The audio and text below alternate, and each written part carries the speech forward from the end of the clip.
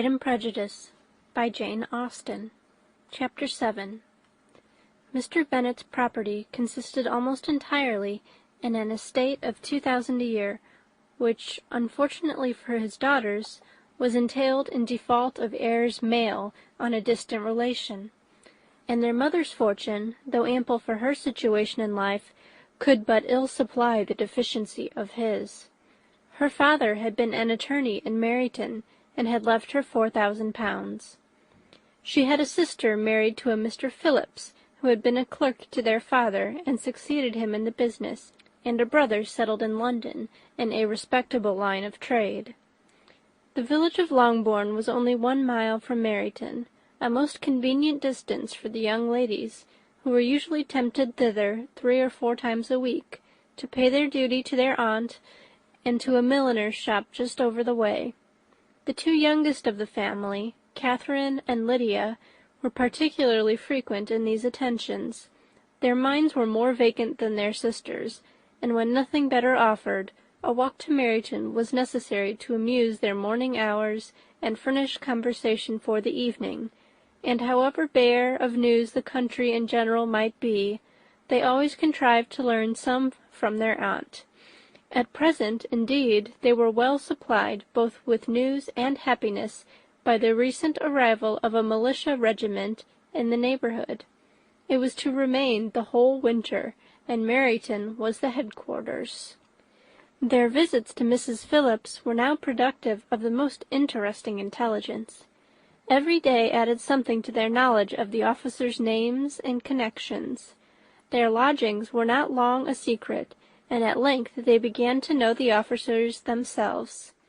Mr. Phillips visited them all, and this opened to his nieces a store of felicity unknown before.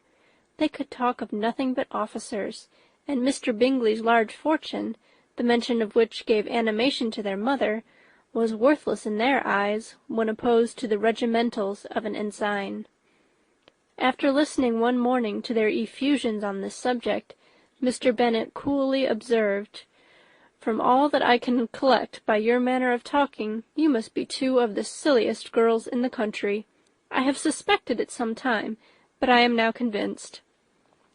Catherine was disconcerted, and made no answer, but Lydia, with perfect indifference, continued to express her admiration of Captain Carter, and her hope of seeing him in the course of the day, as he was going the next morning to London. "I am astonished, my dear," said Mrs. Bennet, "that you should be so ready to think your own children silly. If I wish to think slightingly of anybody's children, it should not be of my own, however." "If my children are silly, I must hope to be always sensible of it." "Yes, but as it happens, they are all of them very clever. This is the only point, I flatter myself, on which we do not agree. I had hoped that our sentiments coincided in every particular, but I must so far differ from you as to think our 2 youngest daughters uncommonly foolish." "My dear Mr. Bennet, you must not expect such girls to have the sense of their father and mother. When they get to our age, I dare say they will not think about officers any more than we do. I remember the time when I liked a red coat myself very well, and indeed so I do still at my heart. And if a smart young colonel, with 5,000 or 6,000 a year, should want one of my girls, I shall not say nay to him, and I thought Colonel Forster looked very becoming the other night at Sir William's in his regimentals." "Mamma," cried Lydia, "my aunt says that Colonel Forster and Captain Carter do not go so often to Miss Watson's as they did when they first came. She sees them now very often standing in Clark's library." Mrs. Bennet was prevented replying by the entrance of the footman with a note for Miss Bennet. It came from Netherfield, and the servant waited for an answer. Mrs. Bennet's eyes sparkled with pleasure, and she was eagerly calling out, while her daughter read, "Well, Jane, who is it from? What is it about? What does he say? Well, Jane, make haste and tell us. Make haste, my love." "It is from Miss Bingley," said Jane, and then read it aloud. "My dear friend, if you are not so compassionate as to dine to-day with Louisa and me, we shall be in danger of hating each other for the rest of our lives, for a whole day's tete-a-tete between two women can never end without a quarrel. Come as soon as you can on receipt of this. My brother and the gentlemen are to dine with the officers. Yours ever, Caroline Bingley. With the officers! Cried Lydia. I wonder my aunt did not tell us of that. Dining out, said Mrs. Bennet. That is very unlucky. Can I have the carriage? Said Jane. No, my dear, you had better go on horseback, because it seems likely to rain, and then you must stay all night. That would be a good scheme, said Elizabeth, if you were sure that they would not offer to send her home. Oh, but the gentlemen will have Mr. Bingley's chaise to go to Meryton, and the Hursts have no horses to theirs. I had much rather go in the coach. But, my dear, your father cannot spare the horses, I am sure. They are wanted in the farm, Mr. Bennet, are they not? They are wanted in the farm much oftener than I can get them. But if you have got them to-day, said Elizabeth, my mother's purpose will be answered. She did at last extort from her father an acknowledgment that the horses were engaged. Jane was therefore obliged to go on horseback, and her mother attended her to the door with many cheerful prognostics of a bad day. Her hopes were answered. Jane had not been gone long before it rained hard. Her sisters were uneasy for her, but her mother was delighted. The rain continued the whole evening without intermission. Jane certainly could not come back. This was a lucky idea of mine indeed, said Mrs. Bennet more than once, as if the credit of making it rain were all her own. Till the next morning, however, she was not aware of all the felicity of her contrivance. Breakfast was scarcely over when a servant from Netherfield brought the following note for Elizabeth. My dearest Lizzie, I find myself very unwell this morning, which I suppose is to be imputed to my getting wet through yesterday. My kind friends will not hear of my returning till I am better. They insist also on my seeing Mr. Jones. Therefore do not be alarmed if you should hear of his having been to me, and, excepting a sore throat and a headache, there is not much the matter with me. Yours, etc. Well, my dear, said Mr. Bennet, when Elizabeth had read the note aloud, if your daughter should have a dangerous fit of illness, if she should die, it would be a comfort to know that it was all in pursuit of Mr. Bingley, and under your orders. Oh, I am not afraid of her dying. People do not die of little trifling colds. She will be taken good care of. As long as she stays there, it is all very well. I would go and see her if I could have the carriage. Elizabeth, feeling really anxious, was determined to go to her, though the carriage was not to be had, and as she was no horsewoman, walking was her only alternative. She declared her resolution. How can you be so silly, cried her mother, as to think of such a thing, in all this dirt? You will not be fit to be seen when you get there. I shall be very fit to see Jane, which is all I want. Is this a hint to me, Lizzie, said her father, to send for the horses? No, indeed, I do not wish to avoid the walk. The distance is nothing when one has a motive, only 3 miles. I shall be back by dinner. I admire the activity of your benevolence, observed Mary, but every impulse of feeling should be guided by reason, and in my opinion exertion should always be in proportion to what is required. We will go as far as Meryton with you, said Catherine and Lydia. Elizabeth accepted their company, and the 3 young ladies set off together. If we make haste, said Lydia as they walked along, perhaps we may see something of Captain Carter before he goes. In Meryton they parted. The 2 youngest repaired to the lodgings of one of the officers' wives, and Elizabeth continued her walk alone, crossing field after field at a quick pace, jumping over stiles and springing over puddles with impatient activity, and finding herself at last within view of the house, with weary ankles, dirty stockings, and a face glowing with the warmth of exercise. She was shown into the breakfast parlour, where all but Jane were assembled, and where her appearance created a great deal of surprise. That she should have walked 3 miles so early in the day, in such dirty weather, and by herself, was almost incredible to Mrs. Hurst and Miss Bingley, and Elizabeth was convinced that they held her in contempt for it. She was received, however, very politely by them, and in their brother's manners there was something better than politeness. There was good humour and kindness. Mr. Darcy said very little, and Mr. Hurst nothing at all. The former was divided between admiration of the brilliancy which exercise had given to her complexion, and doubt as to the occasions justifying her coming so far alone. The latter was thinking only of his breakfast. Her inquiries after her sister were not favourably answered. Miss Bennet had slept ill, and though up, was very feverish, and not well enough to leave her room. Elizabeth was glad to be taken to her immediately, and Jane, who had only been withheld by the fear of giving alarm or inconvenience from expressing in her note how much she longed for such a visit, was delighted at her entrance. She was not equal, however, to much conversation, and when Miss Bingley left them together, could attempt little besides expressions of gratitude for the extraordinary kindness she was treated with. Elizabeth silently attended her. When breakfast was over, they were joined by the sisters, and Elizabeth began to like them herself when she saw how much affection and solicitude they showed for Jane. The apothecary came, and having examined his patient, said, as might be supposed, that she had caught a violent cold, and that they must endeavour to get the better of it, advised her to return to bed, and promised her some draughts. The advice was followed readily, for the feverish symptoms increased, and her head ached acutely.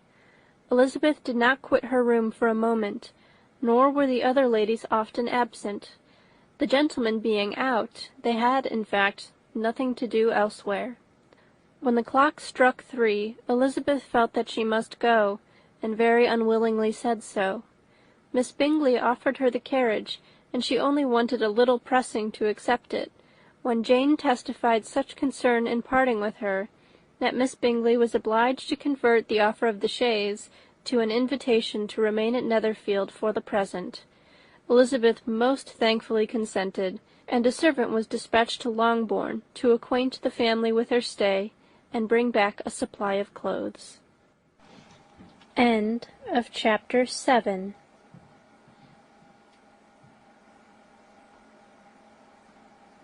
Chapter 8. At 5 o'clock the two ladies retired to dress, and at 6:30 Elizabeth was summoned to dinner. To the civil inquiries which then poured in, and amongst which she had the pleasure of distinguishing the much superior solicitude of Mr. Bingley's, she could not make a very favourable answer. Jane was by no means better.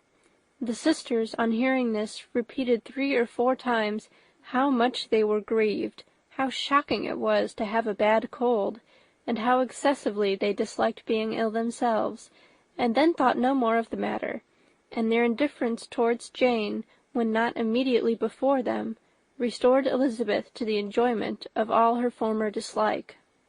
Their brother, indeed, was the only one of the party whom she could regard with any complacency. His anxiety for Jane was evident, and his attentions to herself most pleasing, and they prevented her feeling herself so much an intruder as she believed she was considered by the others. She had very little notice from any but him. Miss Bingley was engrossed by Mr. Darcy, her sister scarcely less so, and as for Mr. Hurst, by whom Elizabeth sat, he was an indolent man, who lived only to eat, drink, and play at cards, who, when he found her to prefer a plain dish to a ragout, had nothing to say to her. When dinner was over, she returned directly to Jane, and Miss Bingley began abusing her as soon as she was out of the room. Her manners were pronounced to be very bad indeed, a mixture of pride and impertinence. She had no conversation, no style, no beauty. Mrs. Hurst thought the same, and added, "She has nothing, in short, to recommend her, but being an excellent walker. I shall never forget her appearance this morning. She really looked almost wild." "She did indeed, Louisa. I could hardly keep my countenance. Very nonsensical, to come at all. Why must she be scampering about the country because her sister had a cold? Her hair so untidy, so blousy." "Yes, and her petticoat. I hope you saw her petticoat. 6 inches deep in mud, I am absolutely certain. And the gown, which had been let down to hide it not doing its office." "Your picture may be very exact, Louisa," said Bingley, "but this was all lost upon me. I thought Miss Elizabeth Bennet looked remarkably well when she came into the room this morning. Her dirty petticoat quite escaped my notice." "You observed it, Mr. Darcy, I am sure," said Miss Bingley, "and I am inclined to think that you would not wish to see your sister make such an exhibition." "Certainly not. To walk 3 miles, or 4 miles, or 5 miles, or whatever it is, above her ankles in dirt, and alone, quite alone! What could she mean by it? It seems to me to show an abominable sort of conceited independence, a most country town indifference to decorum." "It shows an affection for her sister that is very pleasing," said Bingley. "I am afraid, Mr. Darcy," observed Miss Bingley in a half-whisper, "that this adventure has rather affected your admiration of her fine eyes." "Not at all," he replied. "They were brightened by the exercise." A short pause followed this speech, and Mrs. Hurst began again. "I have an excessive regard for Miss Jane Bennet. She is really a very sweet girl, and I wish with all my heart she were well settled. But with such a father and mother, and such low connections, I am afraid there is no chance of it." "I think I have heard you say that their uncle is an attorney on Meryton." "Yes, and they have another, who lives somewhere near Cheapside." "That is capital," added her sister, and they both laughed heartily. "If they had uncles enough to fill all Cheapside," cried Bingley, "it would not make them one jot less agreeable." "But it must very materially lessen their chance of marrying men of any consideration in the world," replied Darcy. To this speech Bingley made no answer, but his sisters gave it their hearty assent, and indulged their mirth for some time at the expense of their dear friend's vulgar relations. With a renewal of tenderness, however, they returned to her room on leaving the dining-parlour, and sat with her till summoned to coffee. She was still very poorly, and Elizabeth would not quit her at all till late in the evening, when she had the comfort of seeing her sleep, and when it seemed to her rather right than pleasant that she should go downstairs herself. On entering the drawing-room, she found the whole party at loo, and was immediately invited to join them, but suspecting them to be playing high, she declined it, and making her sister the excuse, said she would amuse herself for the short time she could stay below with a book. Mr. Hurst looked at her with astonishment. "Do you prefer reading to cards?" said he. "That is rather singular." "Miss Eliza Bennet," said Miss Bingley, "despises cards. She is a great reader, and has no pleasure in anything else." "I deserve neither such praise nor such censure," cried Elizabeth. "I am not a great reader, and I have pleasure in many things." "In nursing your sister, I am sure you have pleasure," said Bingley, "and I hope it will soon be increased by seeing her quite well."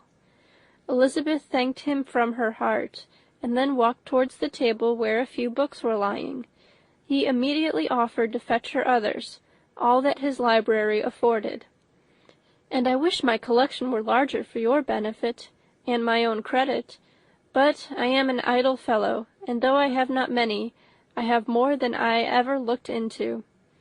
Elizabeth assured him that she could suit herself perfectly with those in the room. "I am astonished," said Miss Bingley, "that my father should have left so small a collection of books. What a delightful library you have at Pemberley, Mr. Darcy." "It ought to be good," he replied.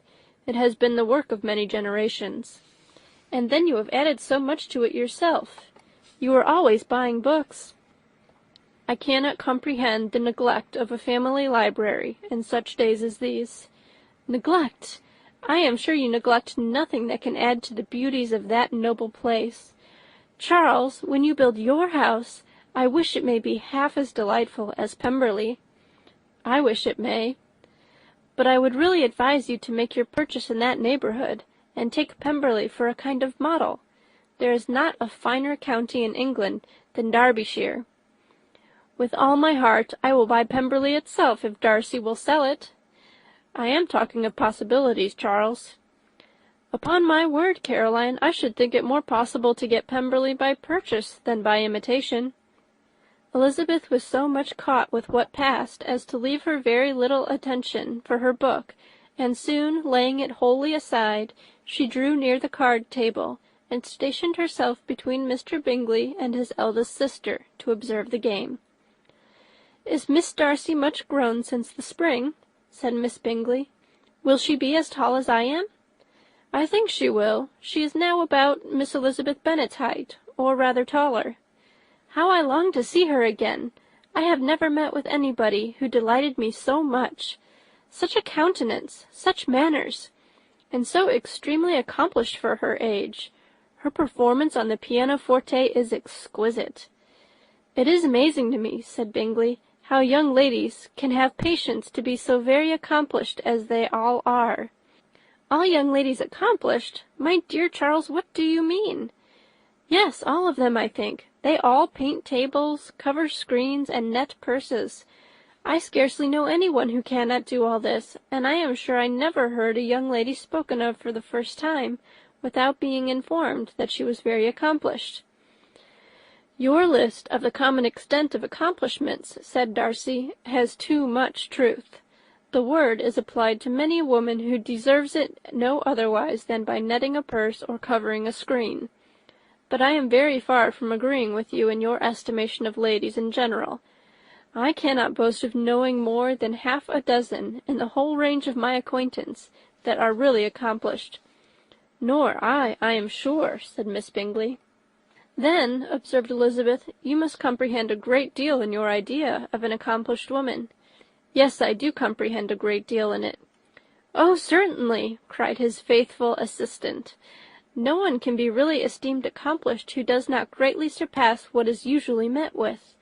A woman must have a thorough knowledge of music, singing, drawing, dancing, and the modern languages, to deserve the word, and besides all this, she must possess a certain something in her air and manner of walking, the tone of her voice, her address and expressions, or the word will be but half deserved."